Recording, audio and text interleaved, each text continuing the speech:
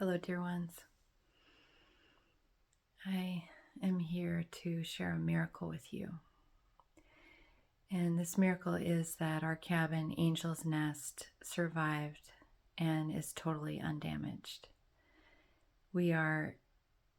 It's kind of wild because we're almost in a state of shock that it did survive. And we saw the pictures, I believe it was yesterday, and Timothy went up today before he had to go work at the restaurant, and he had to drive up the back way because the sheriffs and the National Guard are still posted there, and so he snuck in the back way. There's a hidden road that you only really know about if you live up in the canyon. So he went on a recon mission to go get his shoes for work, and he said, it's there. Everything's there. Looks like, if you look at our place, looks like nothing happened. Of course, if you look around everywhere else, there's just destruction, and the forest is burnt down. Many of the cabins are burnt down, including our very close neighbor right at the gate when you walk in. One of our other close neighbors, their house is gone, but our dear friends who have lived there for over 40 years, their cabin is still there. So anyways, it's just like going through that shock. It's positive shock, but I don't know. We don't fully understand our reaction yet, and maybe we don't have to. Today, we're sitting in deep gratitude for this blessing that the universe has given us, because we didn't have insurance, and we had invested all of our money in creating a gray water system for the land, to water the land, and our intention was we wanted to grow some mushrooms and water the trees in the forest. So Timothy had dug a gray water system by hand, and he was working on it for like 2 months with our neighbor, and they were drilling through granite, and every day he would just go out there and shovel that hole. And so we had just gotten the gray water system installed, and then we had it for 2 weeks, and then this happened. So yeah, it's hard to know why things happen the way that they do. But for us, we are grateful that we get to go in there and get our stuff, and that's amazing.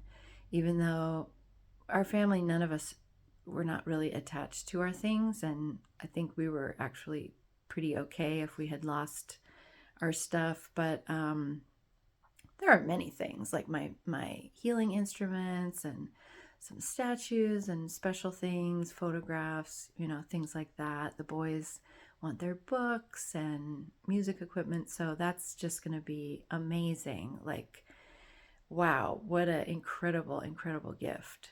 And then the other side of it, where we're sitting in real sorrow, and yesterday was a lot of survivors' guilt, feeling like, why did this happen to us, when so many of our neighbors, our friends, our community, from the Awareness Center, from Altadena, from Neighborhood Church, from just so many friends, the count of our friends who have lost completely their homes burnt down is, I think Timothy said, over 35 that we just know, and those are families, and it may even be more than that.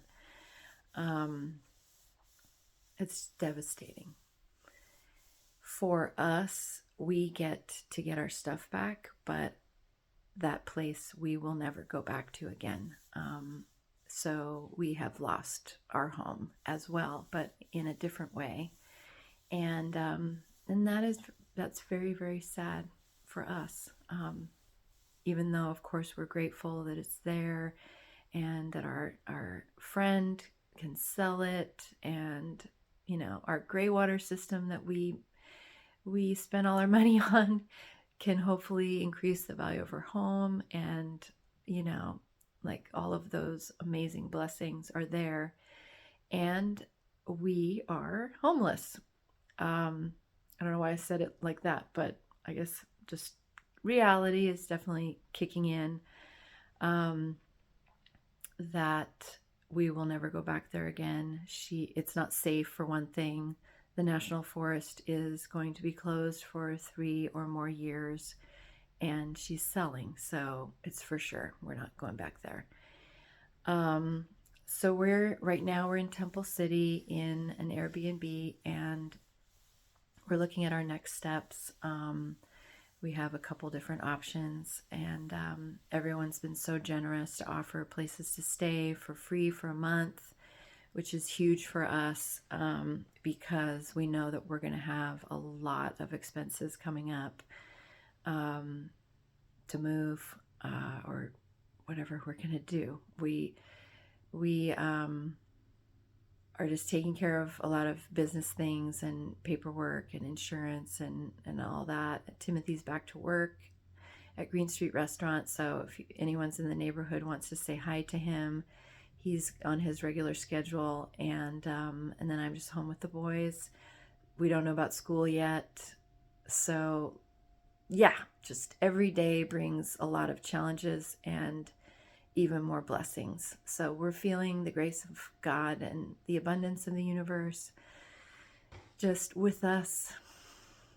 We're breathing in the love and the support that all of you have given us, and you are just saving us, saving our lives, saving our sanity with your generosity. It's just beyond. I pray that every family is taken care of that's been affected by this the way that we are. And we so much want to give back, but many of my friends, spiritual mentors, have been saying that we have to put our masks on first, like in a emergency landing, that we have to put our masks on first and get ourselves to a more stable place, and so that eventually we will be able to be there for others and help others, and to just trust that right now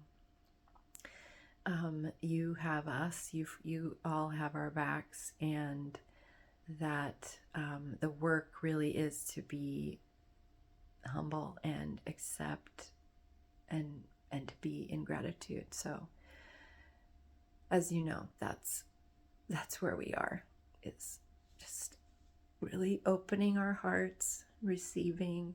We are so incredibly grateful, and we wouldn't be able to do this without you.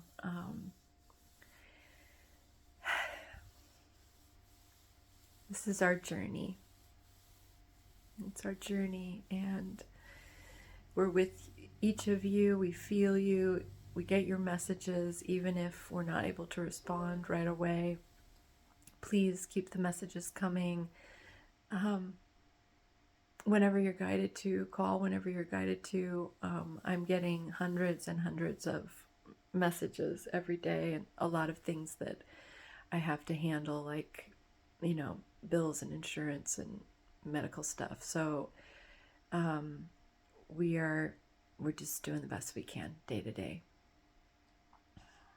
There's so much more, but I just want to say thank you so much for everything, and for being with us on our journey home. Love you.